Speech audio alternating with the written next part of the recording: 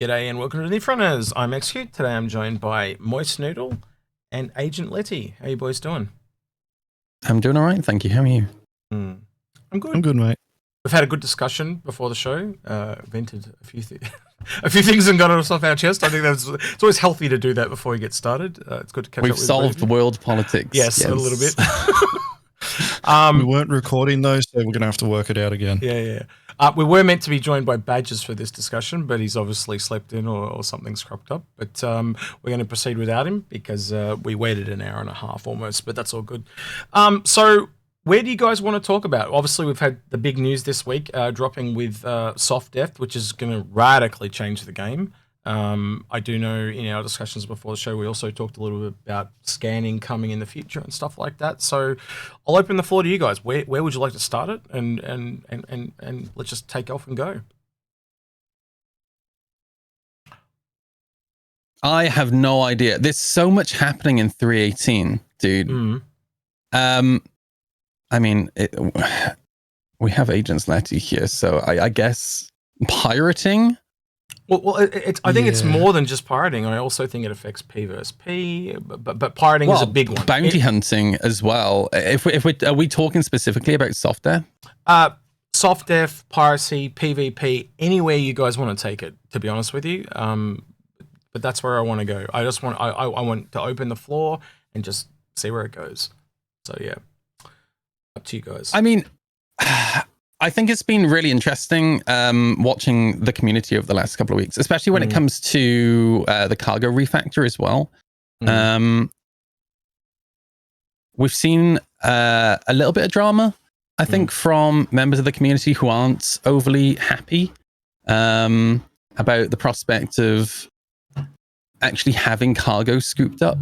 And obviously, Softdeath, I think... I don't know why it was a surprise to me when it was announced this week, because if you think about it, it's needed. I guess with the cargo refactor coming.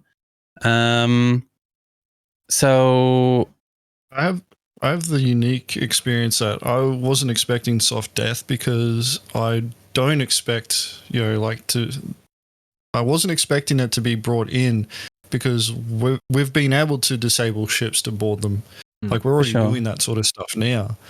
And it was interesting that CIG went, hey, we're going to throw Softdeath in there as well. Ships are, no longer helium balloons that, explode in a great ball of flames.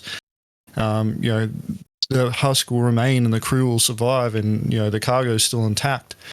And what that told me was like, CIG wants to create that conflict there.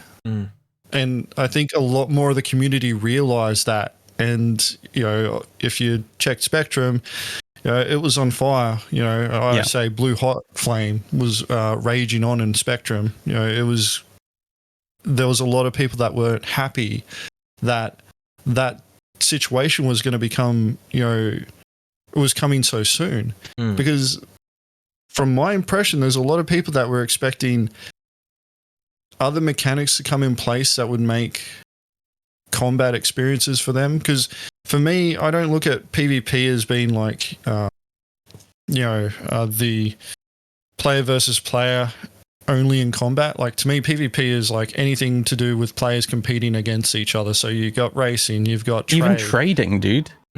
Yeah. Still surprises. I was gonna say, it still surprises me how much people didn't see this coming. Like, it's really bizarre. It's been there from the beginning. I think that's my point, right? Like, look, I always try to remain open-minded. Am I biased towards piracy? Absolutely. I was a pirate in EVE Online, and piracy is what I want to do in Star Citizen. But I always try to remain pretty open-minded to everybody's viewpoint. But one area where I'm kind of surprised a little bit by the reaction of the community. And I think what's probably happened here is, obviously, people who have been around this project since the very beginning, right? I remember Softdeath being, not Softdeath, but these types of topics being discussed on Wingman's Hangar, right? I remember this being discussed on 10 for the Chairman on around the verse. So I guess I've been lucky enough to have had my expectations set as to what to expect. Whereas I think the community has grown quite dramatically over the last couple of years. And I actually did go through, I have a segment on my stream that I call the Town Hall that I do once a week, where essentially I pull a member of my community into Discord with me. It's normally one of my moderators online. And we actually discuss, we basically pull up some Spectrum posts and we discuss that person's point of view from our point of view. And the topic of the cargo refactor and the negativity around it on the Spectrum was kind of what we discussed. But I actually went through and took the time to take a look at the profiles of quite a lot of the people who were being quite negative towards the cargo refactor on Spectrum. And I noticed a lot of them were accounts that were between, well, a day old and like 2 to 3 years old. And I suspect what's probably happening here is people have joined the game. Yeah. And I was going to say real quick, Agent and I, when we were talking before the show, that lines up 100% with that's what you said, didn't you, Agent? You were saying to me about targets have been pirating a lot lately. The majority of them are less than a year old. We check people's accounts that we are going to pirate before we actually hit them. And the majority of them are less than a year old now. Yeah. Like, this time last year, we were hitting people that had accounts that were like 2 to 3 years old. Yeah. This year, it's almost like been the last 12 months that most accounts are only, 12 months old. So it sounds like CIG needs to have that discussion again, that reward versus risk gameplay again. 100%. Because I just feel like a lot of people, they're sorry about the traffic outside. It's business time on the road. Yeah, I think a lot of people, their expectations just haven't been set correctly as to that type of gameplay. And I don't necessarily blame them. I'm not going to sit here and expect somebody to go and watch, videos from CIG from 5-6 years ago, right? But at the same time, I kind of feel like I wish people were a little bit more open-minded to and informed. Yeah, because there are.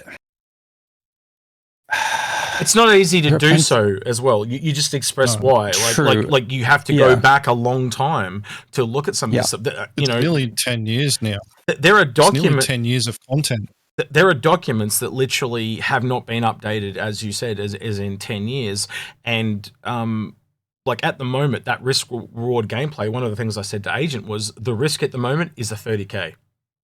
Yeah, there is no like the piracy thing is almost non-existent, and some of the things we said before, you were saying to me before the show too, is when you had pirated people, they were like, "This is the most different gameplay I've ever seen. I've never experienced that before," and it totally changed their perspective on the game. I'll let you speak for yourself though, Agent, but that is essentially what you said to me. Yeah.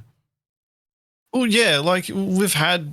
The wide swath of different reactions, like people who have absolutely hated it through to people who are like, this is exactly what I imagined Star Citizen was going to be.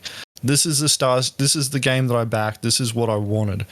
They wanted that danger, and then the other side where they're cursing us out and telling us that they wish that we die of cancer and things like that. And it's kind of like what the expectations though of like people aren't really being managed quite well by CIG, and the reactions that we're getting now and what we see on Spectrum, the negative reactions to, like, wait a second, you mean that the pirates can take my stuff now? I can't run away? Where's my security? Where's my NPC security? Where are my AI blades? Where are my, NPC turret gunners and stuff like that? And I think that's part of the reason why, I think a lot of people are actually upset, because they were kind of, like a lot of people who are complaining about this are solo players, and they don't want to interact with other players. They want the payoff without the risk. Well, it's even less like they want to treat Star Citizen as a bit like a solo type game. A lot of people are playing MMOs in that sort of, fashion now, where it's like, they put the blinkers on and they just go play the game their own way, and they don't want to worry about anybody else around them. And the thing is that, we have everything in game now required to be able to fight off pirates. It requires a lot of effort, time, and resources, but you can do it. And the problem is that we have a player base who aren't really that keen on putting that time, effort, and resources into it. And it's not only, like cargo haulers that are like that.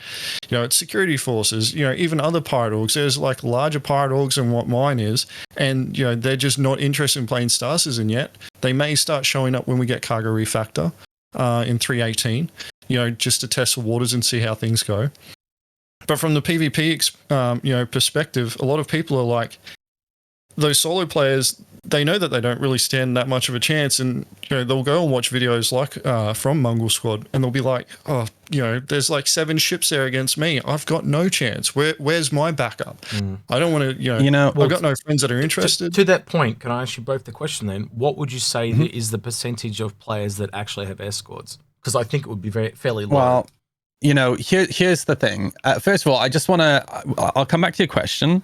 But I just want to say that, piracy is actually a really interesting profession, I think, in Star Citizen, in that I think if you think of mining as a profession, if you think of salvage as a profession, right, those professions are having mechanics specifically built for them, whereas piracy is a consequence of mechanics in the game, right? Now, obviously, CIG have always said that they want piracy in the game, but if you think about the mechanics that are required for piracy, they weren't necessarily built for piracy, right? And Agents is right. I remember, I've been pirating with Space Cutlet for years now, and Cutlet is very much like Agents and the Mongrel Squad guys, in that these guys are so smart in working with the mechanics that the game gives us now to pirate people.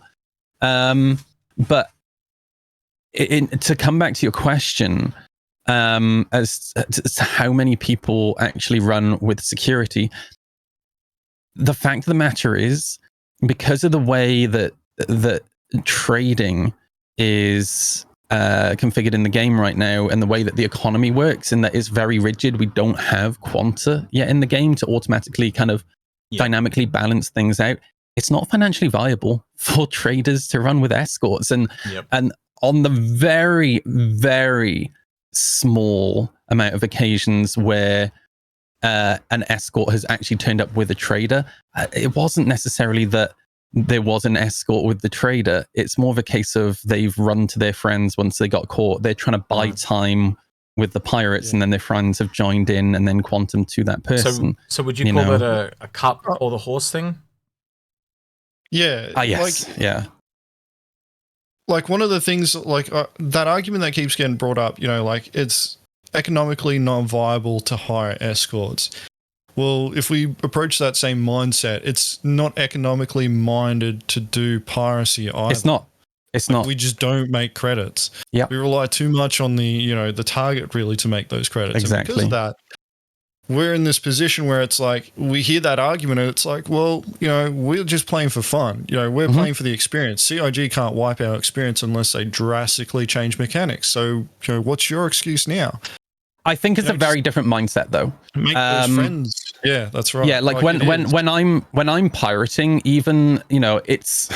I've talked about this on stream a lot, and I talked about this especially when the conversations on Spectrum kind of kicked up. The attitude from a lot of people were, "Oh, why should pirates be able to take our stuff for free?" Well, the difference is, in a week, how much money does a trader make? Yeah. Well, I can guarantee you, right? Like I have gone and with Cutlet, right, an entire week without finding a single piracy target, right? In certain patches, it's been that bad, and that entire time I'm making zero money. So is it dramatic to a trader when they lose an entire haul?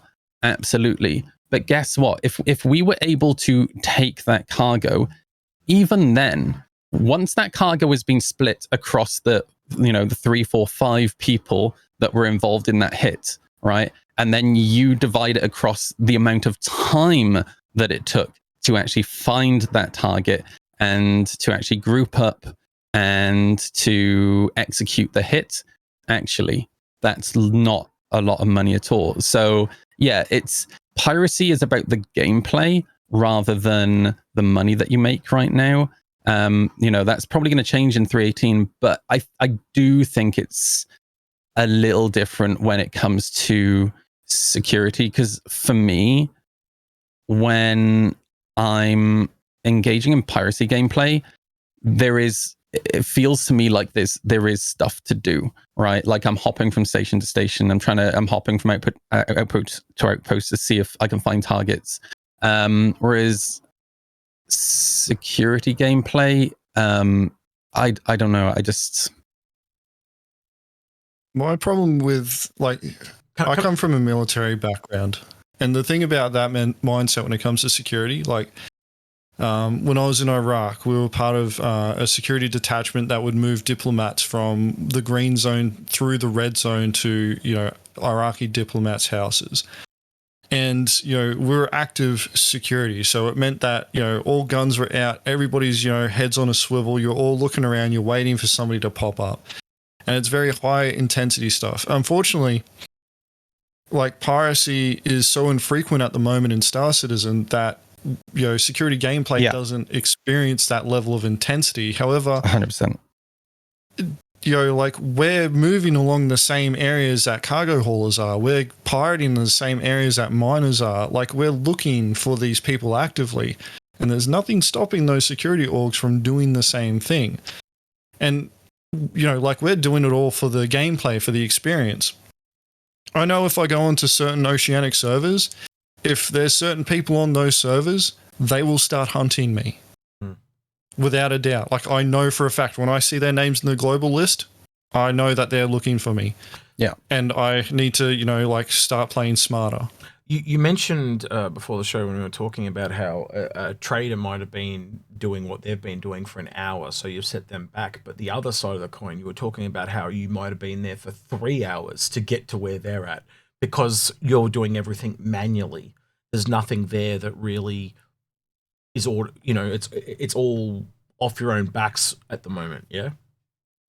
Well, we have to use the same resources that, cargo haulers, miners are using when it comes to finding out where valuable, cargo is, where good trade is, where the good, materials are. We've got to go, looking as well to check that people are there because, there's a swath of missions that are available. The most profitable things to do in the game at the moment are the combat assist beacons. So, like, back in the, the gold rush of 3.9 where Laranite was pretty much going off the chain, a large portion of the player base just switched to moving Laranite because they can make a lot of credits really quickly. Well, it turns out that that's a, pretty high trend when it comes to how players behave in this game. When we see Ninetales lockdown happen, it's actually a really good time for us to get some piracy in because that's of what we did. of people who treat it like a cargo hauling mission where it's like a gold rush of medical supplies and they're just making bulk cash. Yeah, so the last Ninetales event, actually, we didn't go to the Ninetales event. We actually camped the outposts where people were grabbing medical supplies from, right? Because it's the one time we can actually do some piracy. Yeah. But that kind of highlights the point is that, during those events, like there are those opportunities there that, like we can do more active piracy, but, like not everybody's a cargo hauler, not everybody's a miner. And, salvaging gameplay is coming, so not everybody's going to be doing salvaging as well. So, on a server of 100 people, if you've got 5 of you that are pirates that are looking for targets, you're now down to 95 people. And then, like people who are driven by credits because they want to buy ships and things like that, that may halve the numbers that you're looking at. And then you got people who are just doing random stuff. I cannot tell you the amount of times that we find someone that's in a ship that looks like that, they may be worth pirating. And we'll just, follow them around for like half an hour. And they're just doing the most random stuff ever, man. Like we find ships out in the middle of nowhere doing nothing. And the guy's kind of just standing around, pulls out like a bloody dragonfly, does a couple of laps around his ship, gets back in and just flies off again. And we're like, what was the point of that? And there's like 3 pirates hovering around like vultures, going, is this guy going to do something worth hitting? And, like that's half an hour of our time gone. But traders don't see that. So for you guys, we've got a couple of big things coming. We've obviously got the cargo refactor. We know scanning is not too far away now, and we've also got Softdeath. So what, I don't know, you can put it in order if you want, but what do you think out of those three is going to be the biggest change? I'll put that guy to you guys. Well, I obviously for Piracy, for me, it's got to be cargo, you know? Yeah. Because it's one thing to... Yeah, a lot of people, I think, who have never engaged in Piracy really underestimate how much, first of all, patience goes into Piracy, but second of all, how much skill goes into Piracy. Like it's a very one-sided skill check. You know, when you have somebody at an outpost with a C2 full of laranite or medical supplies, it does take quite a lot of skill to try and catch that person to stop them from jumping away, right, and to hit them with EMPs. But we've always been reliant on the goodwill to make money. I mean, the goodwill of the other party to essentially transfer money to us, right? And it's been incredibly common in the past that, you know, there are a lot of people who have the attitude, I will not negotiate with terrorists, right? And they would rather self-destruct their ship than give you anything. I've heard of people that have been asked for 1 hour for UEC and they refuse. That's what I do. And blow up the whole ship. Just in spite. Yeah. In certain patches, I will only ask for 69 UEC, all right? And I have literally had people self-destruct their ships in front of me because they refuse to give anything at all, right? And yeah, I finally being able to take cargo, you know, I don't play this game So sorry, I have to ask then, you said take cargo, so isn't that technically Softdeath, not the cargo refactor? Well, not necessarily, right? Because, well, this is what I was saying earlier. They do kind of go hand in hand, but the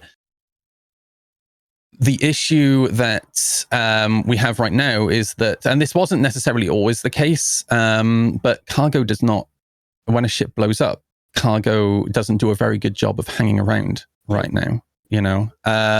So yeah, it's kind of, they go hand in hand because obviously if we disable a ship, then we can board the ship and then we can take cargo off the ship. It's a bit of a pain in the ass because trying to scoop up cargo in EVA if it sticks around. Excuse my ignorance, because to me, I thought the cargo refactor was the last of those three. Right? To me, it was like Softdeath makes a big change, and then scanning seemed really important to me. But yeah, please elaborate and educate me, because very different perspective from me sitting back scanning, looking in.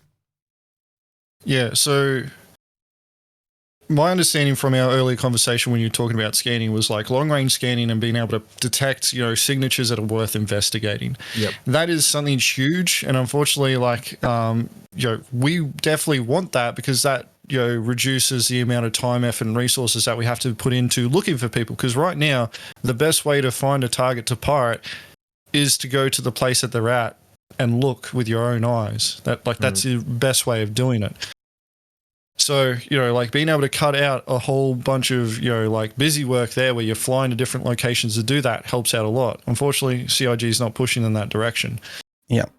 However, cargo refactor is more important to us than Softdeath because with the current distortion mechanics, we can disable a ship, and depending on the components that are on that ship, it may stay down long enough for us to be able to crack a door open, get on board, and then take the cargo from it.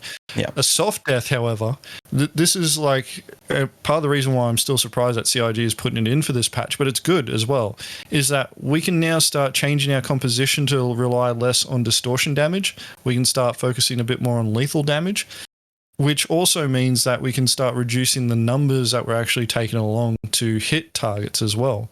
Because, you know, like for what we do in Mongol Squad, like we'll have 3 EMP ships in our composition, and that's not because, you know, like that's by design. That's not because we decided on 3. That's because we looked at all the stats for all the components and we're like, all right, the most amount of distortion damage that we can put on size 3 power plants for 3 warlocks ends up being like 8,250 distortion points of damage. Most of the components of power plants, they only go up to 8,000 for size 3. So we're able to disable a power plant using 3 EMPs bursting at once. Now, if we can do that to one, we can do it to all of them that are below size 3. That's why we take 3 there. Then we need our QED ship. Okay, that stops it from being able to run away. So that's 4 ships already that we take, that we use with the intent of being able to disable a ship to set it up for boarding. The QED stops it from running away. The EMPs stop it in its tracks. And then we're like, all right, well, we can't let the pilots of those ships get out, because if they get out, they can't continue their job. If you get out of the pilot seat on a QED ship, QED turns off. The ship, if it starts up while the boarding team's trying to EVA over to it, then nobody's there to disable it. So the pilots have to stay in the EMP ships. So now we're looking at, all right, well, now we have to bring extra people with us just for the boarding action. And, like if you follow military convention or from Western armies, it's like, 3-to-1 attacker to defender ratio. So if there's one person on that ship, you want to send 3 guys across to go attack that ship, minimum. The more that you can send, the better, because you're increasing your chances. And then you got to take into account the desync that you're dealing with. So, like bloody that cargo hauler who's running around the ship, they just need to be able to move fast enough and, pre-fire corners while you're there trying to do the same thing. They'll clap you before you even see them. So all of a sudden your guy's gone down. Nobody knows what the hell is going on. And, like you're trying to push through. During that entire time, the cargo hauler may have set the self-destruct. And if it's on a Caterpillar, you got 60 seconds from when they press the button to getting into the pilot's chair and cycling it. So when we're doing our training, and you'll see this in our videos as well, like we just punch straight for that cockpit to get into that chair, to cycle the self-destruct and make sure that we've actually got that ship. And a lot of the times, like, fortunately, it's starting to become a bit more prevalent now, but fortunately a lot of cargo haulers don't have that experience of being pirated where, like they recognize the signs of what's going on and they initiate the self-destruct early. A lot of the times they don't know what's going on. So funnily, I actually read your Spectrum post about self-destruct on my town hall last week, FYI. It was actually a very, very good post. And it was something I hadn't actually considered until I read your posts. Yeah. Do you want to elaborate on that real quick? Or no? Moist? I think it's worth Agents actually discussing it, because he kind of discussed the issue with self-destruct. Well, there's a few things with it. Like, it's there for a sci-fi trope. Self-destruct is like that sci-fi trope where it's like, we can't let the ship survive. It's got to go. We've got to, destroy the ship, destroy anything on it. The aliens scuttling around. If we let it go to populated space, it's going to infect everything, end of the world type stuff. So it should stay there, because Star Citizen is about also fulfilling those sci-fi tropes. But it also needs to be balanced in a way that people who are doing ship boardings have an opportunity to be able to get to the ship and actually conduct the boarding, but also keep it there so that those who don't want the pirates to take their stuff, to be able to give the big fuck you to the pirates, So my brain instantly goes to something like you mentioned aliens, right? It's a really long time, and then there's a critical time where it can't be turned off, but it's also like it has to be hacked to be turned off type of thing. So the pirates would have to choose to either get the cargo off before it explodes, or they have to hack it and try and stop it. That's kind of where my brain goes. Yeah, and that's kind of the direction that I was kind of pushing this, is like, the pilot can set the timer, and depending on how much time they set, depends on how much destruction actually happens on the ship. Shorter timer means less, gets destroyed. So you may render the ship, unmovable. The cargo's still intact. And a, cargo hauler may actually choose to do that because they know that they've got friends on the way. They want to fix the pirates in place so that they can't move the ship, so that their friends can get to the, location while the pirates are all there trying to, pull all the cargo off, and they get ambushed that way. That whole counterattack mentality, providing those options in gameplay. It's something we've said a few times today is player choice, because the other way you could do is silent alarms, non-silent alarms, so you could actually use it as a scare tactic with alarms going off, but also if you do it silently, like you're going to fucking die, but you're going to take them all with you, and give it time to, as you said, build. If you're using the reactor to do it, give the reactor time to build a bigger explosion and hopefully take out all the ships around you as well. So yeah, I could see that. I do have sorry, continue. I was going to say, like, my point on that post was like, it was to try and anticipate the next problem that we're going to face with piracy gameplay, and something that, like, combat logging is rife in PvP gameplay anyway. But for pirates, like, we have been experiencing a huge, epidemic of combat logging, either by Alt F4 or by people bed logging in their ship mid-flight while we're attacking them. Dude, I even get bounty hunters who are hunting me bed logging, not bed logging, overflowing. So yeah, because you're kicking their ass, and then they go, "Oh, I'm going to lose this fight," and bail. Yeah. So that is an issue that will be fixed as more and more stuff comes online. And I think a lot of these problems, I think we'll agree, is because we're getting this kind of things coming in at different areas. And so all of a sudden one area is stronger than another. And I think they are trying to do their best to keep that as balanced as they can. But obviously it's going to be completely out of whack from one patch to another because of the nature as things come in.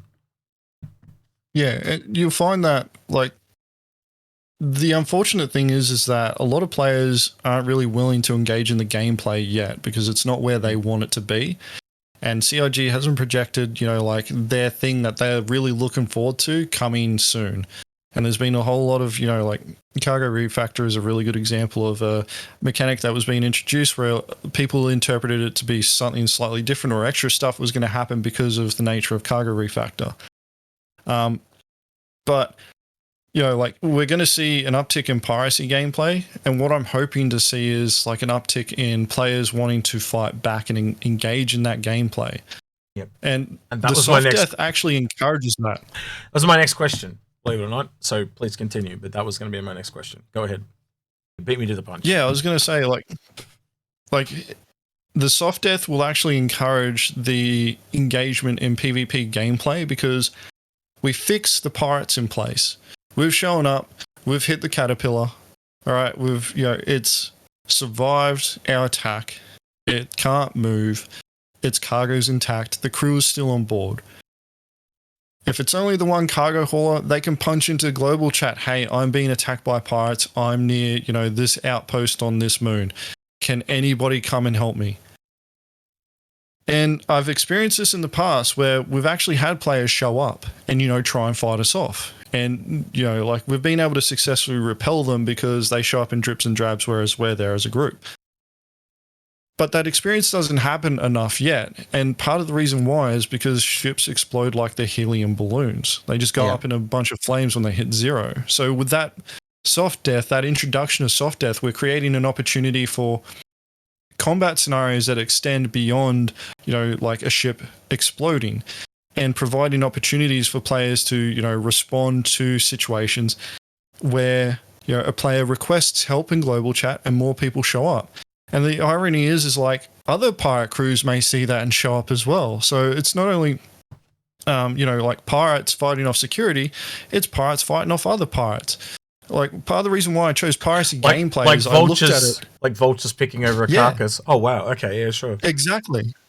Wow. And, like, one of the reasons why I chose piracy gameplay was, like, I looked at it and I'm like, all right, when I play video games, I always put it on the hardest setting. I'm always looking for the most challenging aspect of it. So I chose piracy because I looked at it and I'm like, we're pretty much on our own. Everybody's against us. Like, it's us against the world. That's the way that pirates looked at their lives. And, like, it was take what you could, give back nothing and live life to the fullest because it's too short. It's going to be over before you know it. And that's kind of the way that I look at, piracy gameplay in Star Citizen as well, where we're going to have other people coming to take the cargo as well. And, whilst we're all on friendly terms, outside of the game, inside the game, the gloves are off. So it's one of those situations where it's like, if I catch Moist, like him and Space Cutlet, and they're just down to Caterpillar and they're, looting it, we actually came across you guys one day. I don't know if you know this, but I can't remember which patch it was, but me and Cutlet and our crew, we were looking for miners. And I also can't remember which moon it was.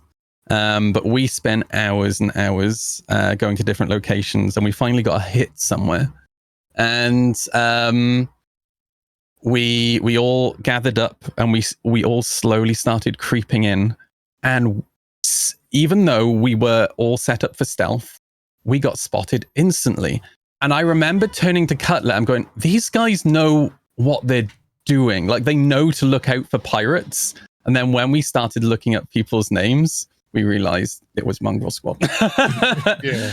But I'm gonna sound like a meme for a second. I just want to say that I didn't choose the pirate life. The pirate life chose me. And I'm not even exaggerating. Because I became a pirate in EVE Online. And prior to becoming a pirate in EVE Online, all I did was I ran missions. And you know, I tried different gameplay in EVE. You know, I tried mining, that wasn't for me. I joined the one of the big alliances, and that wasn't for me. I can tell you're dying to say something. Yeah, because this is the first time I've ever gone to the second page of notes ever. I've got that many questions to ask now that and you're jumping from question to question, and I'm like, I got questions. There's so many, but yeah, so this is the questions I have in my head, right? So boarding versus escorting, like, where do you think people are going to go with that? And then I also have questions like, how would a non-pirate be forced into piracy? Like, how could someone? That's literally where I'm going. Yeah, this is literally where I'm going. So you know, I tried all the different types of gameplay in EVE other than piracy, and I was given a mission one day by an NPC that took me into this low-sec system where there's very little security. And while I was doing the mission, I was pirated by a group called Pay Now Incorporated. And although I played that game very solo, I was so impressed by the professionalism and the skill of the guys who caught me that I became friendly with them. And they basically said, look, if you just give us some money whenever you want to come in this system and do missions, you can run as many missions in this system as you want. We'll leave you alone. And if you run into any griefers, they didn't call it, very different game. They didn't call them griefers, but if you run into any gankers or PvPers, call us and we will come and act as security for you. Which, funnily enough, the very next day happened. And they honored that agreement. They came and kicked the crap out of the guy who was trying to pirate me that wasn't part of this organization. And after a couple of months, I just became so friendly with them. They invited me to join their corporation. And then for years after that, I pirated with them. And I realized that that's the type of gameplay that I enjoy. And in hindsight, I realized that it was the type of gameplay that I enjoy because of the player interactions, right? Now, come to Star Citizen, I've played Star Citizen since very early on, and it was only really when I started playing with Space Cutlet. I'm not the best person at thinking outside the box, right? It was only when I started playing with Space Cutlet did I realize, several years ago that, you could pirate in Star Citizen. And the nice thing is that we've come kind of full circle in that, Agents mentioned earlier that he's had the full spectrum of interactions with players, which is definitely my experience. I've had people say some really cruel things to me, but in the same vein, actually the last Ninetales event, when we were sitting at the outpost where you buy medical supplies, we actually caught a guy in a C2 and we called him on VoIP and he literally just laughed. He said, how much money do I need to give you guys to leave me alone? Right. Which is a great interaction. We only charged him like 50,000 or something like that, But we've also had people who went through the same thing that what I went through in EVE Online. And now there are people in Cutlet's crew who are a member of Cutlet's crew because they got pirated by us, I find that incredibly interesting that you came to the same place from two different ways. And I'd like to ask, because what I meant by when I wrote this question was, do you think there would be a gameplay way, And what I mean by that, so obviously you made friends, and he chose the more difficult path. He wanted that complex, that Dark Souls is how I'd word the way you got there, Agent. I'm thinking more of like someone that is so down and become so poor that they're kind of pushed into that gameplay. Do you think that could become a thing down the road in the future? It's possible. Like, it really comes down to that person and how much Star Citizen they actually play. Because there's different levels of piracy that you can engage in now. Like rock mining. Rock miners are a really good entry level for piracy. Technically, you could pirate anybody. Like, you could pirate somebody who's doing a box mission. Extort them. Take the box from them. Hey, give me 500 credits. I've done that as well. 500 credits and give your box back to you. Like, we've done that. Like, we've shown up. Like, we were that star for targets one time. Like, we'd gone days without finding anything. And we found this guy who was doing a box mission, and we're just like, we wouldn't normally do this, but we showed up. We came down, curb stomped the guy, like EMPs and all that sort of stuff, grounded the target. I and, literally... we stormed his ship. I literally caught a guy at Grimhex. I think this is going to sound awful, all right? It's like almost like picking on a child, but it was his first day. And he was doing his box mission, and he had made the mistake of going to Grimhex, and he put the box down next to the ASOP terminal. And I picked it up, and I was like, dude, you can have it back for like 1,000 UEC. He was like, I've only got 10,000. I was like, well, that means you have 1,000. You still have 9,000 left. Exactly. Sometimes we learn through our mistakes. He would learn that and never do that again. Yeah, and I actually, I don't know if Agents is the same as me. I'm a bit of a soft touch, really, but when I have situations like that, I try to actually go out of my way to educate the person a little bit. And in that situation, I actually did this on stream, but I was talking to the guy on VoIP. I was like, dude, just use this as a learning experience. I probably wouldn't, when you bring a mission box to a location like this, don't put it down, because if somebody picks it up, it's probably gone. I'd be telling them that just because of Star Citizen. Yeah. The box just didn't disappear. True. Yeah. Some like someone entry else level puts to it piracy. in but someone else puts it in their actual inventory. Can you actually do that? Can you actually pick up someone else's box and put? Yeah. That's kind of evil that you can do that. But yeah, sorry.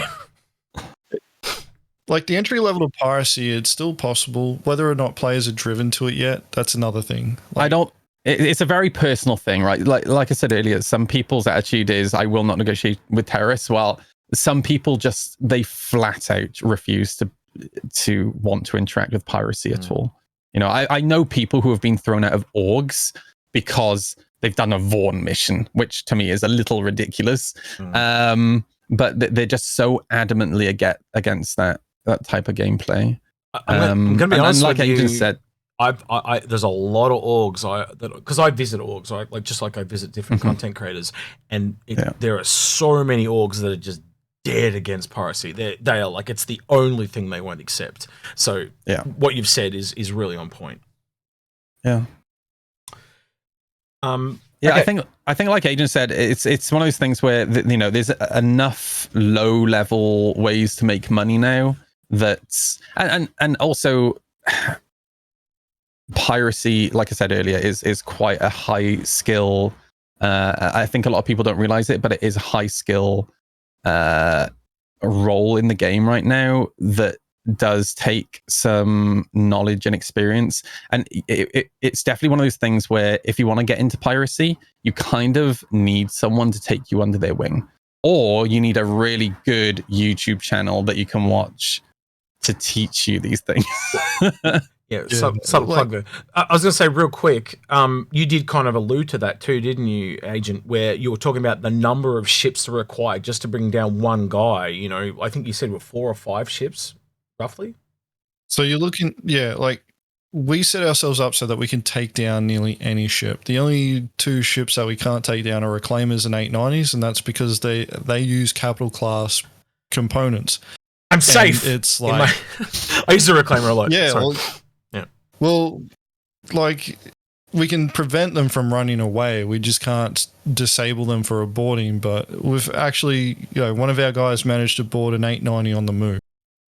So it was one of those situations where it was like he shot open the hangar doors and landed his ship inside, and the magic of Star Citizen, was working. All the stars and planets were aligned, and bloody, it worked. Like he managed to merge with the ship's hangar without blowing up. Because we've tried practicing it in the past. It's hard, yeah. But yeah, he managed to pull it off, and it was just a cool thing that he even managed to get that far. And then the guy, bedlogged. So it was that situation where we're like, well, whatever. But it kind of proved a concept there. But like, it depends on the level of piracy that you're engaging in again. Like the way that we operate, like this is an organization that I'm talking about now, is that we'll take out multiple ships. So we're looking for anything that we can pirate. Like we'll go after a rock miner, we'll go after, like a medium ship that's doing cargo hauling, as long as the, cargo's worth the time and effort. And we'll also go after larger ships that, like player who maybe, at that point in their gameplay, where they're just sitting around and they're like, all right, I've kind of done a bit of everything, because I've got guys in my org that are like that too. They've done a bit of everything, and, they've seen our videos on YouTube and they're going, I want to give that a go and see how it goes. And these guys used to just log in, play a couple of weeks of a new patch and then, go away. And, some of the guys are now going on 12 months straight of gameplay, purely because they joined us and they were like, this is like the best experience ever. And they'll just sit there and go, I've been playing this game on and off for, like the past few years, 2 weeks of joining you guys, and I've learned more now than what I've ever learned, throughout that entire time. How often do you guys take new people under your wing like that? Is it very common or is it uncommon? My org, we process people. So I'm very particular about org culture. Like right. I'm very, like I want to run my org a certain way, and I want people of a certain personality type to be joining Mongol Squad. It's, one of those things where it's like, it's a bit of a filter to make sure cohesion, I'm not getting spies coming in. But cohesion, group cohesion is a big thing. Like having people just show up that are like, like I'm the top shit, I'm the best FPS player, I'm the best combat pilot, and they may be exactly that, but if they can't work in a team, I really don't care. It's like, okay, you're really good, you can kill me in, one-on-one combat, cool, I'll bring 5 of us, and you try and take 5 of us down. If you beat us 5, cool, I'll bring 10. I'll just keep bringing numbers until we beat you. Like that's the way that I think about that, because later on in the game, when we get server meshing and the fishbowl gets, stays the same size and we all get shoved into it, might makes right. It's all about numbers at that point. I've said this for a long time. Sorry, the traffic outside. From my point of view, I kind of pirate with 2 different groups. I do the piracy thing with Space Cutlet, and Space Cutlet's crew isn't so much an org, but we're both content creators. Cutlet's actually coming back to streaming. In fact, he was streaming Star Citizen yesterday, which for those who don't know, Cutlet is actually Ukrainian. He was displaced because of the war. He's from Kyiv, and he had to move to Germany. But yeah, he's coming back to streaming now, and it tends to be viewers who are interested in piracy that we tend to play with.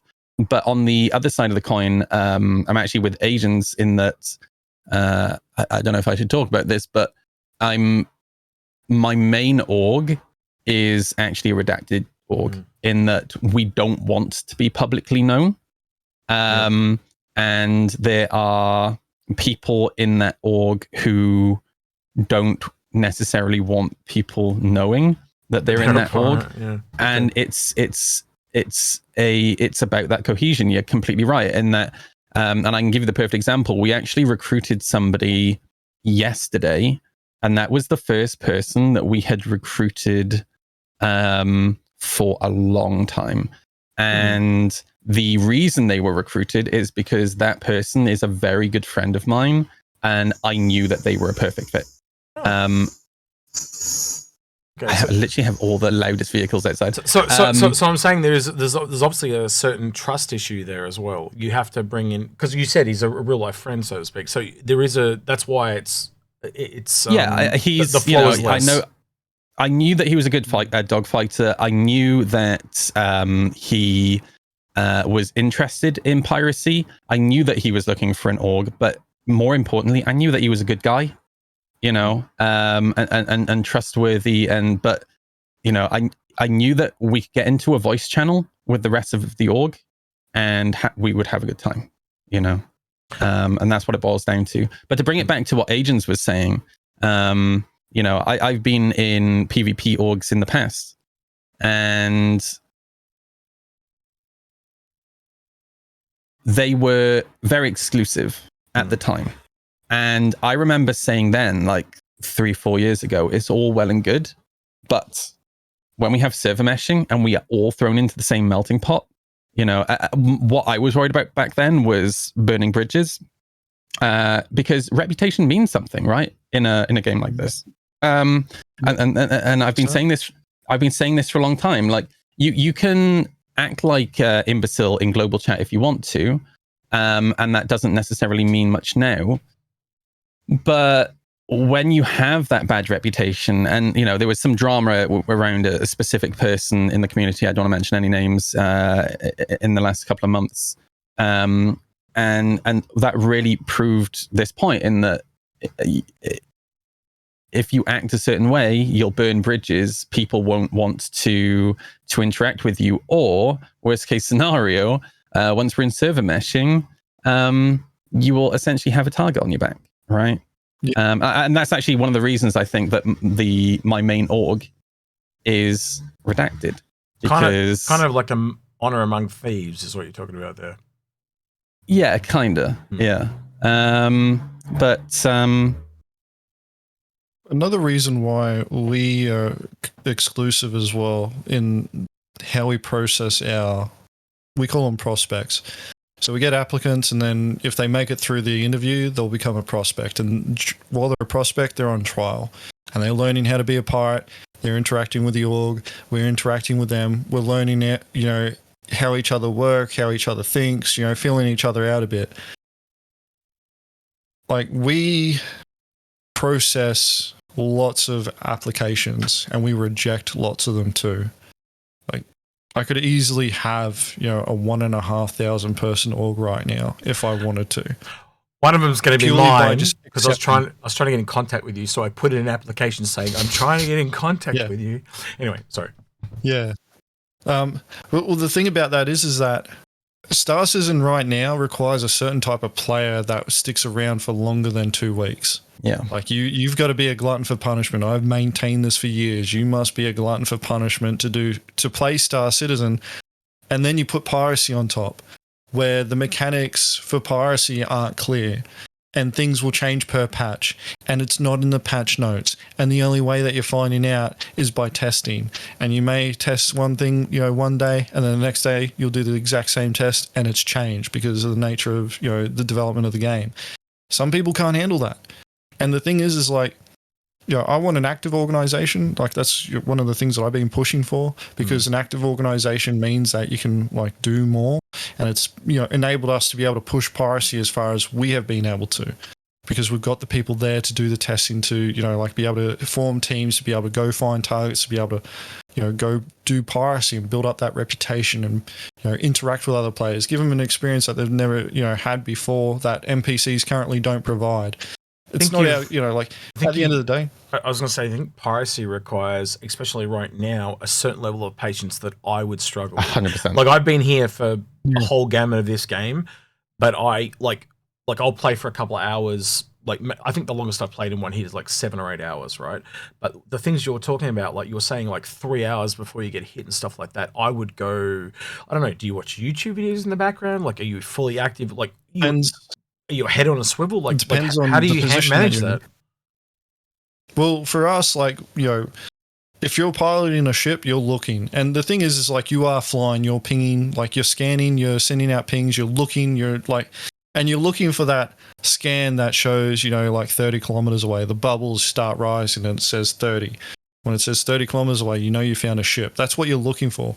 I always say this is that it only takes one hit and you're hooked on Piracy in this game. 100%. It takes one good hit. You get one good hit, it's like drugs, you know, one good hit, man, and you're hooked on it. And the thing about that is that for a lot of people, you don't get that straight away. And, you know, like, the irony is, and it's kind of cool to hear Moist's story about how he became a pirate, is that we've got guys now org like that too, where they've had they've been on the receiving end of being pirated by us, and they're like, wow, that was really cool. I want to do what you guys are doing. And then they join us, and then they're kind of like, oh, like it hasn't been that great. And then they get that one hit, and they're like, this was the best decision I ever made. Now, the unfortunate thing is that, like, the way that we're talking about piracy right now, and this is one of the things that I always I'm careful about when I talk about piracy in Star Citizen, is that we make it sound like it's all it's Star criminal, it's all about piracy, like everybody else is our content. Piracy is only really as hard as what our target makes it for us. So, like, we're dealing with all the mechanics of the game that are against us, bugs and all that sort of stuff. That's what everybody deals with, though. But then the people that we're pirating, it's only as difficult as what they make it for us. Like, we've experienced, Hercules that have been piloted well enough that they've been able to outmaneuver our QED ships and escape. Yeah. I don't get angry about that. I'm like, I'm impressed. I'm going back over the recording. Yeah, I'm impressed, and I'm going back over the recording so that we can counter that next time. I look for that sort of gameplay, which is why I'm excited about the upcoming changes. It sounds counterintuitive to a lot of people, but it's like, I want people to beat us. I want people to show up and fight us. Not because, I want to force my gameplay on them. I'm looking for the challenge. Yeah. I'm looking for the challenge with purpose. So is now a good time for someone that has been in the game for, I don't know, it doesn't matter how long they've been here, I guess, but for them to go out and actually try piracy? Because I think Moist kind of alluded a little bit, like, later on, there are going to be a lot more ramifications. So, try it now before you buy, so to speak. And if it's not for you, you go back to what you've been doing. But now's a good time before it's kind of really in place. And there's not really the same punishment, is there, to what there will be in the future? Like you talked about reputation and stuff like that. That to me seems like this is a good, you need a bit of patience, but you can get hooked on that gameplay. So it sounds like a yes for me, but tell me if I'm wrong. I don't know. I think 318 could be. I personally, I think 318 could be one of the best patches we've had in a long time, as long as persistent entity streaming doesn't make it an unbearable, unstable mess. But it's the patience thing. I think the majority of people probably wouldn't have the patience for it personally. I don't know. I would say that if you plan on doing piracy, dip your toes in the waters, but don't expect to get the same results that you see in the videos. Like, one of the things that we tell our applicants, like, what you see in the videos is like the 15 minutes of excitement. Yeah. We spent 3 hours before that looking for somebody and found nothing. I got, what was it, from 3.9 all the way through to 3.12. I got sick of the color yellow because of how much we were operating around Ariel and Aberdeen, because those were the two prime locations to find people to pirate. It's like CIG had this obsession with, putting all the profitable stuff on the two yellow moons. It was, so frustrating. And the thing about, like, piracy gameplay right now is that it does require a lot more patience. There are crews out there who have watched, our videos, who have watched people like Space Cutlet streaming, and they've taken what we've done and gone, I can do that, and they've gone out and replicated it themselves. There are heaps of other pirate crews out there who are doing this now, who came after, they saw our videos and they were like, I wanted to do that. I don't like to say this, but they're more the exception as opposed to the rule. Yeah. Because they needed, like, they had that patience, they had that drive, they really wanted that gameplay, and that's kind of the first thing that you need at this point, and that's one of the things that I'm looking for when I recruit. When we've got applications coming in, we want to see if people have done piracy before, because if they haven't done piracy, it's like, well, why are you joining us now? Like, what, you didn't think to give it a crack first? I think... But I would say when we get NPCs, I was going to say, like, I was just going to finish, like, I would say that when we get NPCs that are worth pirating, that's where players can start practicing and learning, because it's easy to find the targets. It's easier to deal with the AI because, they're probably T-posing on the fucking chair anyway. You don't really need to worry too much about reinforcements coming unless CIG builds that in, and CIG will, like massage it a bit so that if players really want to go down that route, they can learn at their own pace. But I don't think we're quite there yet. If you got the patience, give it a crack. If you don't and you like struggle, probably just stick to the missions. Something to bear in mind as well in 3.18 is that CIG have confirmed that trading is not going to change in 3.18. So there's not going to be, as far as we're aware, an increase in resources available per tick. The only one at the locations. The only one they've mentioned is the material that you can strip off ships is the only new resource. Yeah. So I think probably what we're going to see happen is a lot of people are going to assume that 3.18 is the pirate patch. So we're going to see, obviously, Agents and his guys pirating as usual. We're going to be pirating as usual. And we're probably going to see an influx of people who want to try to get into piracy because, yay, physicalized cargo. But what's going to happen is that it's probably going to be the same amount of traders, because even if more people do try and come and trade, and there will be an influx because we know there's going to be a reset for 3.18. So there is going to be a rush on traders who are trying to make money, but there's still, and I mentioned this right at the beginning of the podcast when we were talking about PvP. PvP isn't just about dogfighting. You have traders fighting each other over the resources that are available at these outposts, right? You mentioned that well. It's going to be salvages, because they've also mentioned salvage is going to be as profitable as Quanta. Yeah. So that'll who you be pirating is salvage, is trying to get. It'll be interesting to see what happens. I don't think there's going to be quite enough targets around with an influx of people pirating. But what is cool is that not only is it going to be potentially gameplay for pirates, but again, we were talking about security earlier, right? What it does do is it hopefully will, if there's an increase in pirates, actually provide some gameplay for those security guys as well, right? And also with Softdeaths coming, it's actually a reason for those people to fly around in their Cutlass Reds and their medical Pisces, right? So, it's is now a time to get into piracy. If you're an incredibly patient person, I would say yes. But do you think that the hits, as you guys call it sounds like the hit ratio is about to go up too? So probably you don't have to be as patient as you used to be. I'm just devil's advocate. I have two words. I have two words for this patch: legitimate salvage. Every ship is a target now. Yep. Yeah, true. Salvaging gameplay. Because you can be a salvage pirate, can't you? You could just knock that guy out and start going to town.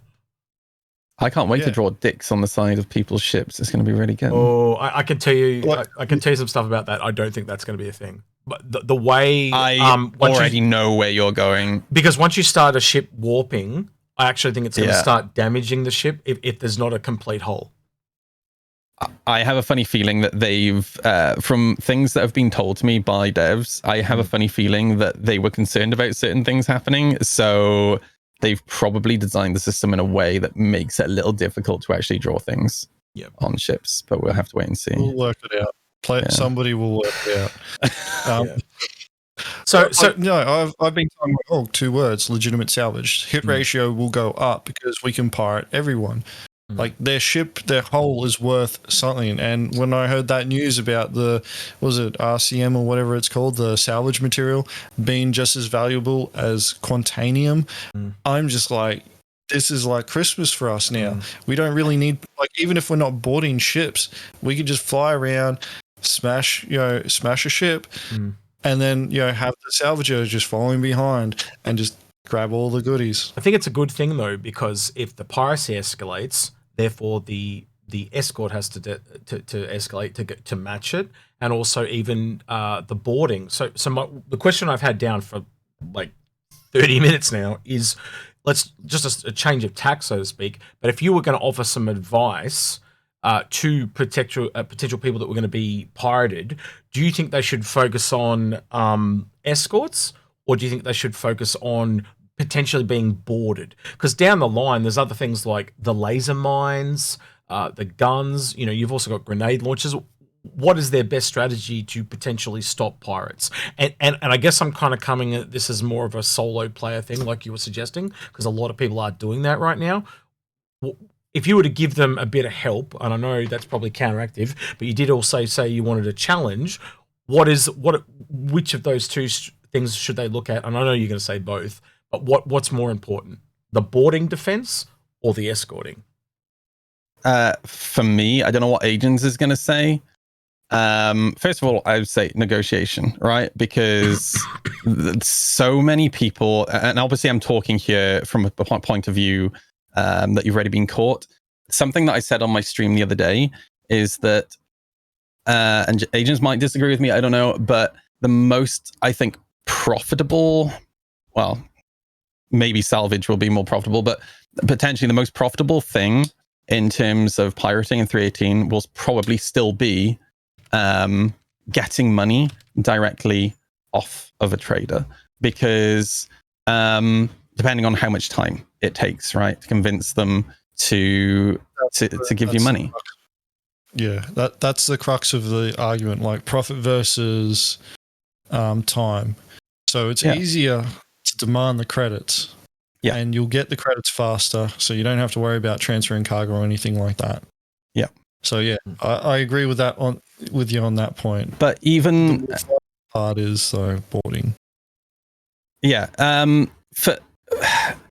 For me, if I was trading personally, putting, again, earlier on I said it's really not that economically viable to hire an escort, and Agents is really right when he retorted that it's actually not that economically viable to be a pirate either. So that's fair, that's true.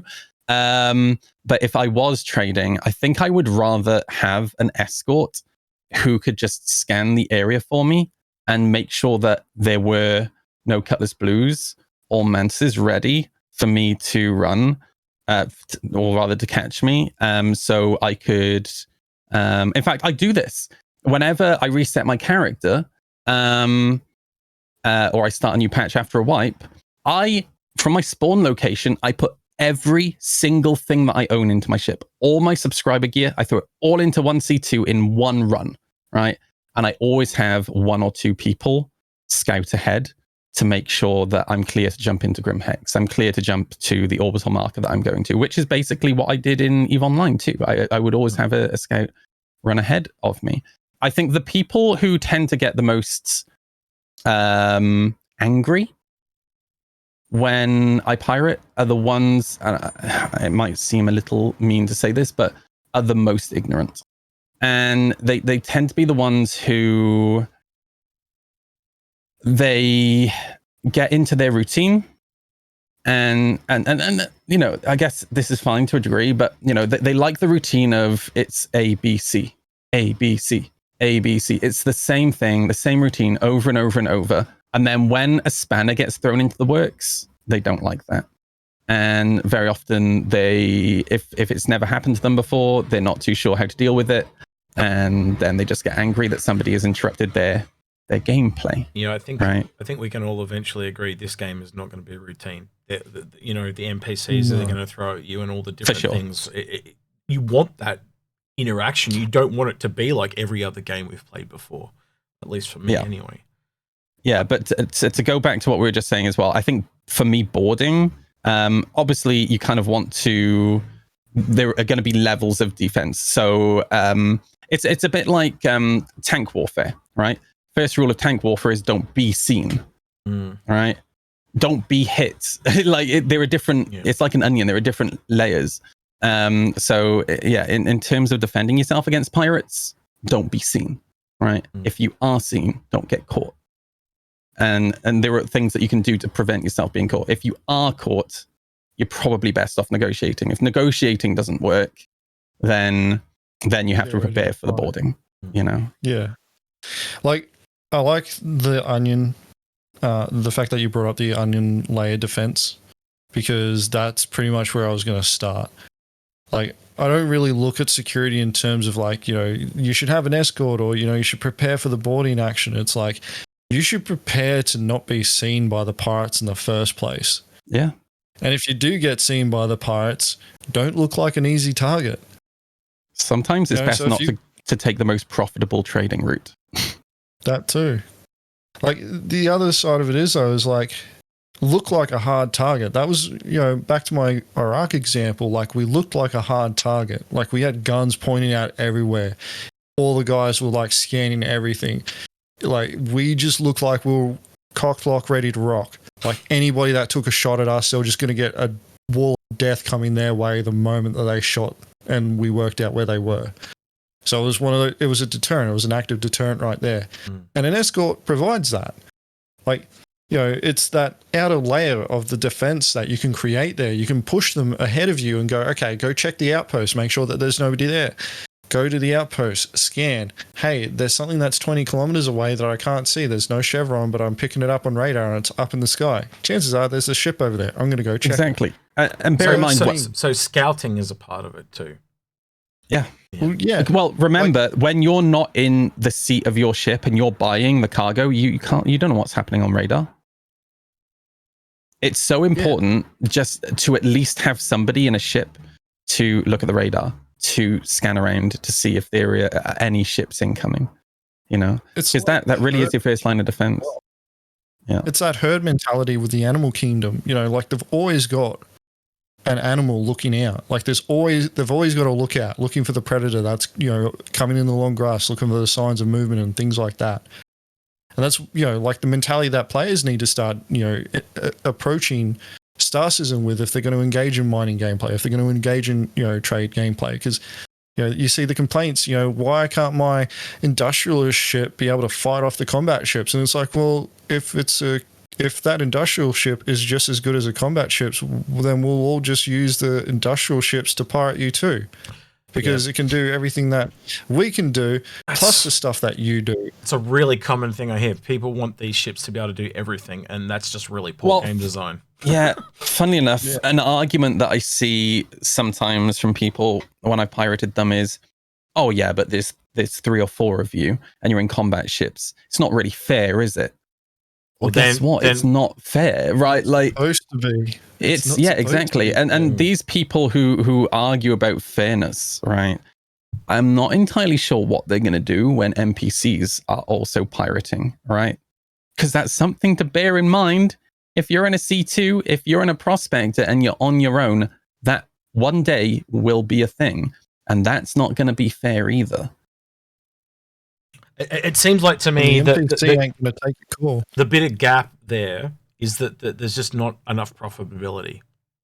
And if they could turn up the profitability, I think that would change things on the defender end. I guess I call them defenders. I don't know what else to call that. But that would then allow them to encourage, like when you can put a mission up and say, I need an escort, and someone can accept that mission, that'll change things too. Because I don't think you can you can get friends, right? But at the moment, I think there are people out there that are into this game. They just don't have that friends. There are beacons. Yeah, there are beacons, obviously. But I think the issue, they are broken. But one of my biggest issue with the beacons is the UI, honestly. The notification system is awful. And I don't know what I complained the very first day. I can't remember which patch number it was, but I remember the patch where they added notifications popping up in the middle of your screen. And I remember saying that this was nothing more than like adverts on the internet. I don't see adverts on the internet. I see straight past them. And it's turned into the same thing with notifications in Star Citizen. I have so many blue things popping up in the middle of my screen. I don't even see them anymore. Yep. Even when I'm in the middle of a dogfight, I just look straight past them. Mm-hmm. And, somebody could put up like an emergency beacon to be rescued, and they could be like 100 yards from me, and I wouldn't have an idea. Yep. And I really hope that is something that is, and of course, everything is blue. So everything just blends in with each other. It'd be really cool if they eventually were, when they do go out, they kind of go out localized. So if you are close, you get it sooner. And then yes, because that way there'll be ones that don't even reach you. You know, I mean, there's nothing quite more frustrating than accepting. Like, I actually did accept a beacon for something last week, which was the first time in like probably 3 or 4 months, and then it was like 30 million friggin' kilometers away. I was just like, no, man. Yeah. Like, I'm sorry, I'm not. No. It would have been nice if it was, you know, at least local based. But to bring it back to what we were talking about in terms of profitability, I think, you know, it's really tough for CIG to. It's a very careful balancing act they have to, or tightrope they have to walk on, because obviously, if things are more profitable, then it encourages more people to trade or do whatever, which then is good for pirates because there are more targets for us to potentially pirate. But then, on the flip of the coin, the problem that you potentially run into is what I call the Jumptown effect. So essentially, I'm not talking about Jumptown now, I'm talking about Jumptown, original Jumptown. Now, people talk about original Jumptown with rose-tinted glasses. Now, that was the patch in 3.4 where I got into dogfighting and PvP.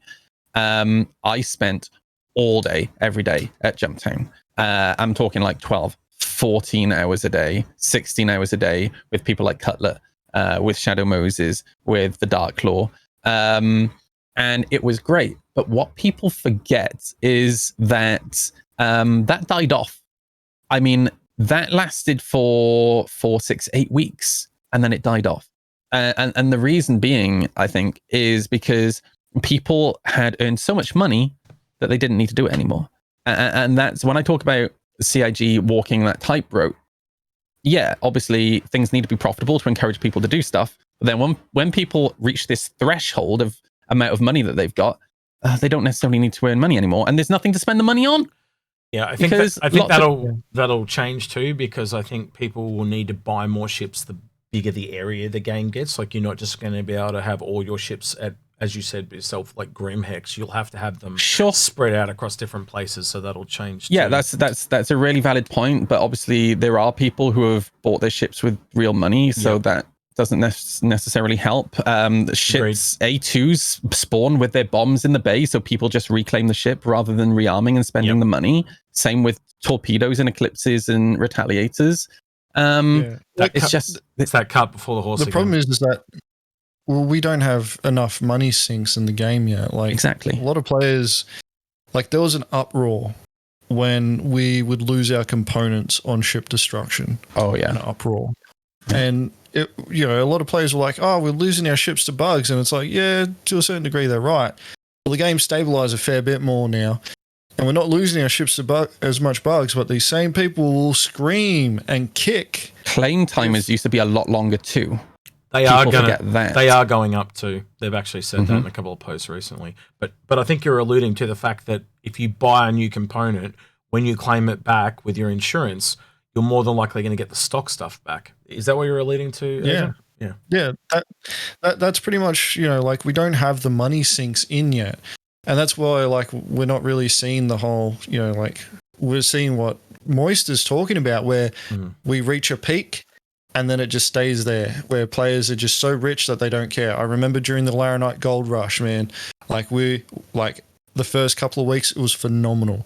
Targets left and right, people paying out, it was great. And then after the first couple of weeks, people were like, dude, I'll just make it back in the next 3 runs. Like, I don't care. I'll self-destruct the ship right in front of you right now. There goes 1 million credits. And we're just sitting there going, we can't do anything about this. Like, I really wish that I could board that ship and take the cargo off that ship and put it on my ship and sell it. Because in the previous patch, in 3.8, we had, the cargo grids merging. And this, for me, was when Piracy really, like, the power of the profitability of behind Piracy really became apparent, where you can merge cargo grids of ships together and use your own cargo ship to sell the cargo of somebody else's. And 100% glitch. 100% glitch. It needed to be fixed. We reported it so it would get fixed. But during that time, like, being able to show up with a ship that was larger than your targets, essentially pick them up, fly off with it, and sell their cargo as though it was yours, showed just how, like, much profit that you could make as a pirate. And that all CIG needed to do was give us what we're getting in the next patch, where were able to take the cargo off their ship and put it on ours. And like, from my perspective, I'm kind of interested to see in 3.18 if this actually happens, because Tony Zurovic alludes to this when he's talking about his quantum presentations about like pirates coming into a system and pirating all the traders, and then all the traders start calling up the security because the profits are starting to go down. So security comes in to kick the pirates out, and then the profit starts, pirates go away, security goes away, traders are making more, profits start going down again, but pirates start showing up because there's more traders there to pirate, and then we end up in this cycle where it's there's so many traders there, like all the pirates just start hitting them. The traders go, all right, well, too many pirate attacks, I'm going to go find something else to do. Security's there and like, well, we're going to go kick the pirates out because they're here and this is our job and we're getting paid to do it, because the haulers that are doing it, that are now starting to make a profit from it, can actually, afford to pay us. And then... So what you're essentially saying is there's just no cycles there at the moment. Well, we potentially could see it happen. I doubt it, though, because we're all in different fish bowls.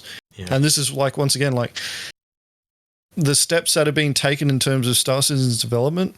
When we get server meshing, all these patches that have led up to that server meshing point, for static server meshing, it won't be so great. But when we get dynamic server meshing, that's when it's like, that's when we'll start seeing, everything come together. Yeah. We'll have quantum probably by then. So, the way that we'll be seeing it is that it'll not only be players, but it'll also be AI as well. That's another thing that a lot of players keep forgetting about, is like, we're going to have AI there as well. All right, well, we're coming up towards the end of where I'd normally wrap this up, but with AIE on the corner, I do want to kind of ask you guys a two-part question. This year being Drake, is there any ships that are coming that you're really interested in from a piracy perspective? And the second part would be, what type of ships would you like to see them add for piracy? For me, the Corsair. Like, I'm interested to see how the Corsair goes because of all the firepower and the soft death. Like, the soft death of ships and the firepower that the Corsair puts out. If it's got the speed, it could potentially act as a okay boarding ship. Like, when they finally put those scans in, that's where I see its strength. But yeah, I kind of feel, I suspect that in the long term, in the short term, the Corsair is going to be great. In the long term, I think the Corsair is going to be a little bit weak. And I think it'll be weak once they add physicalized armor into the game, because it's great that the Corsair has the pilot weapons, but what people aren't taking into account is those pilot weapons probably aren't going to be able to penetrate the armor of larger targets going forward, and it's not going to be maneuverable enough to penetrate the armor of targets that it can penetrate, if that makes sense. So I think it'll be very weak in atmosphere too with the wings. If the wings get shot off, it's going to be in absolute dire straits, but I think in space it'll be fine. But for the first part of your question, I'm going to be honest with you, I don't get excited about ships at all right now, and I haven't for a long time, because the only time I really get excited, that's exactly what it is. The only time I really get excited for a ship is when it brings new gameplay in. Like, for example, I don't like mining, but I was very excited for the Prospector when the Prospector was added. I will say I am excited for the Vulture, because one of the ships that actually got me into Star Citizen, or to finally back Star Citizen, was the Reclaimer. I followed Star Citizen from the Kickstarter, but I didn't back. I wasn't in a financial place at the time. I was working for Walmart, right? $4 to $5 for me even back then was like, I had to choose between $4 to $5 or some pasta, right? I finally backed in 2014 when they announced the Reclaimer, and I was like, wow, that is an amazing looking ship. And I enjoyed the type of agents earlier on was talking about salvaging, right? That the pirates will just have a little gaggle of vultures flying behind them. That's exactly what we did in EVE Online. I was literally going to bring that up. That there is a link between salvage and piracy, and I think that's very heavily linked with Drake. They seem to go in that way. Sorry to interrupt, but yeah. Yeah, and as for, I'm not going to sit here and try to imagine a ship that I would love to have off the top of my head, but one ship from a criminal standpoint that I genuinely can't wait for, and I hate to sound like a meme, is the Kraken. Because actually having, especially as somebody who is a light fighter pilot, having a ship that is essentially a mobile base, so I don't have to travel so far to go and rearm, repair, grab whatever, tools that I need, would actually be friggin' sick, I'm looking at buying one this sale, Moist, so you're welcome on mine anytime if I happen to get one. So yeah, I'm going to float this idea, right? And this is just a total speculation, so this is a little bit of fun at the end, right? One of the people we were talking about the cutter, right? And one of the theories is that it might have a thing that can magnetize it to different ships. Now, does that sound kind of interesting to you? I know it's only Aurora-sized ship, right? So you're talking, or a Mustang-sized ship. So it only hold maybe 6 people, but a very cheap boarding craft that can magnetize itself to other ships. So you could. It's really ironic that you're bringing that up, because for my ship that I really want, I want a small little bird type like spaceship that can carry my Marines. It literally just needs to be a fucking chair with pilot controls on it, 4 chairs on the back of it, and an engine that can just transport my Marines from our boarding ship to the target, land inside the hangar of the target so that they can then dismount and just go and take the ship and just have a flood of them come out. That's what I want. I'm interested in the cutter. I thought it was a real brilliant idea, the person that put it to me, because it allows you to magnetize to them so they can't lose you. And with push and pull and that coming, you can just climb across the ship and enter at any point type of thing. You've got the EVA stuff, and being cheap and Drake, it's losable, so to speak. Like you can just get a new one really quick, and it sounds like a pirate craft to me. And people were saying to me, there's no real reason for a combat version of the cutter, because if you look at the guns, they're very low.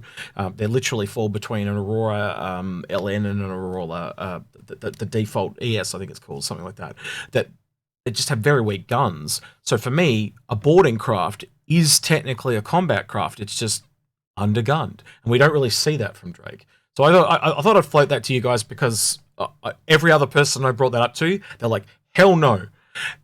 But I don't know. You tell me, Moist. Does that sound interesting to you? Because I've heard Agent's perspective, but does that sound? Why would I not want? Why would I not want to live the Slave One life? Right? Like I can't remember which Star Wars movie it's in when Slave One is just stuck to the back of the Star Destroyer's bridge, but that was pretty friggin' sick. Yeah. I don't know. Yeah, I like the idea. I really like Agent's description of it being a little bird, right? I'm other than playing Star Citizen, I'm actually I love DCS, and I am actually I'm an Apache pilot in DCS, and I wish DCS had little birds. But yeah, I obviously we have dropships in Star Citizen. We have that what's it called, the one with the door at the front, the Legionnaire that everybody picked holes in, which to be fair I think are incredibly valid criticisms.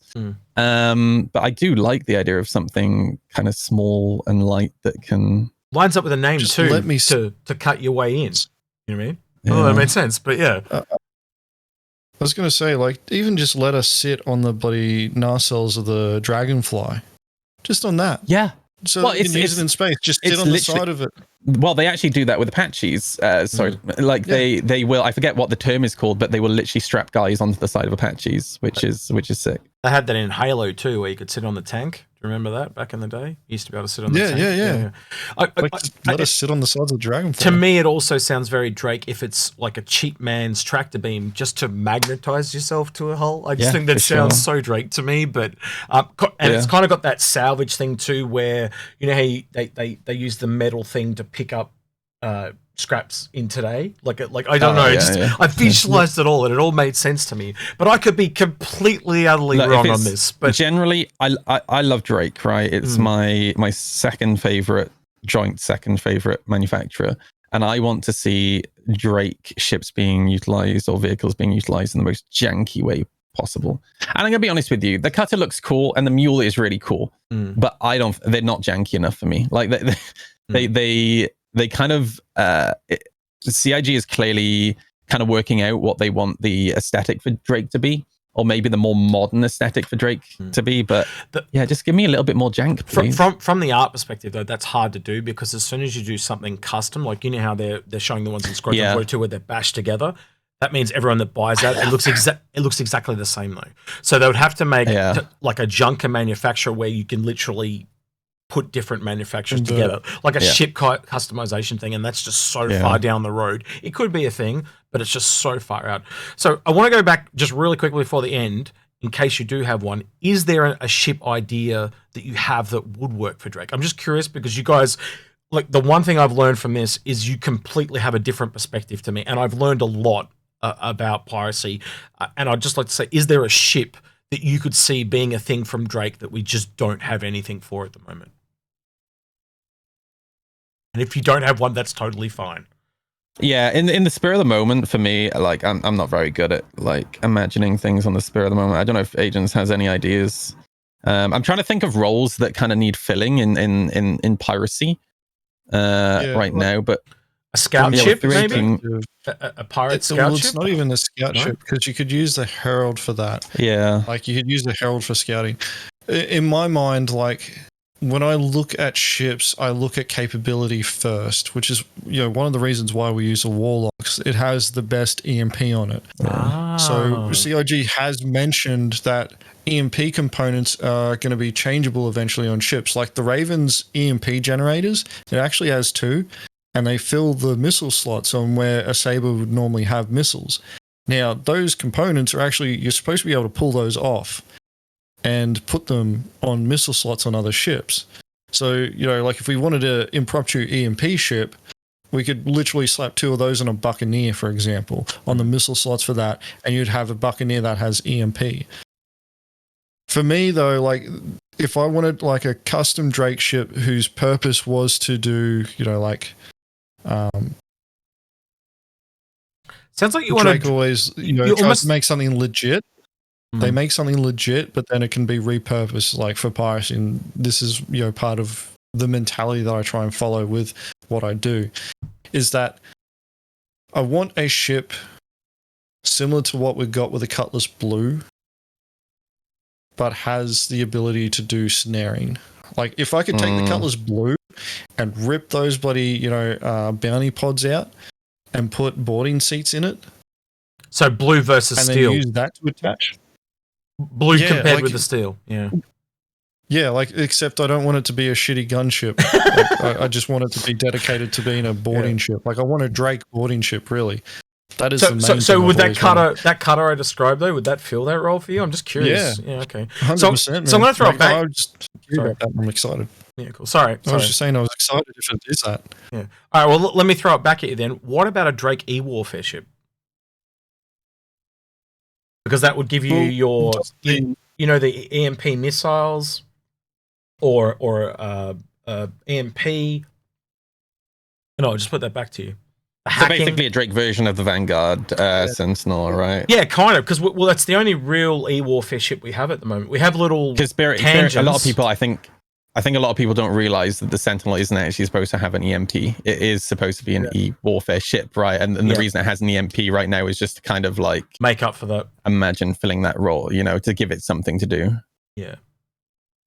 Because they talk about hacking missiles as well, like missiles that actually hit your ship, and they allow it to like have a wireless connection to your ship, and then while you're fighting them, they're sitting there hacking you down. I'm going to be honest. Look, if there's anything that drives me mental in Star Citizen, it's missiles right now, but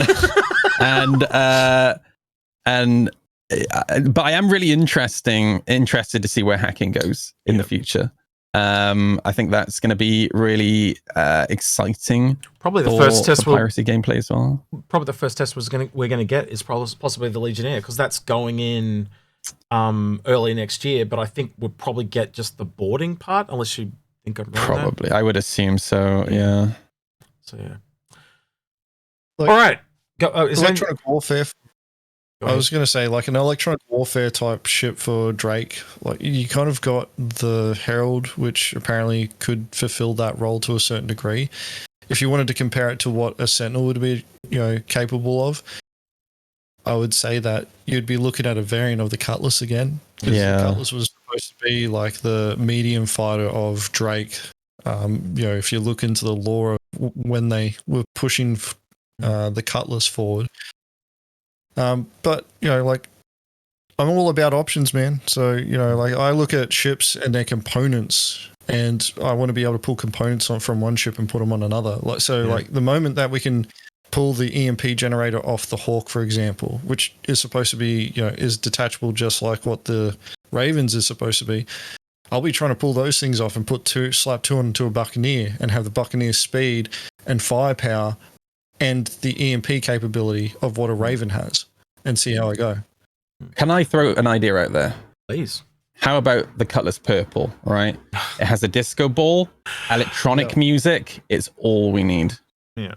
The party bus. Paul's floated that quite a few times, by the way. Astropub is what I'm talking about, but he's floated that quite a few times. So, yeah. But I think that would be a thing from Drake. Like, it really, like I know it was meant to be a joke from Jax, but I think that's kind of a funny tip of the hat, because that's kind of what Origin does. But like a party bus by Drake actually kind of sounds like something that they would do to almost have a jab at Origin. Cutlass, to be fair, Cutlass Steel could definitely be a party bus. Yeah.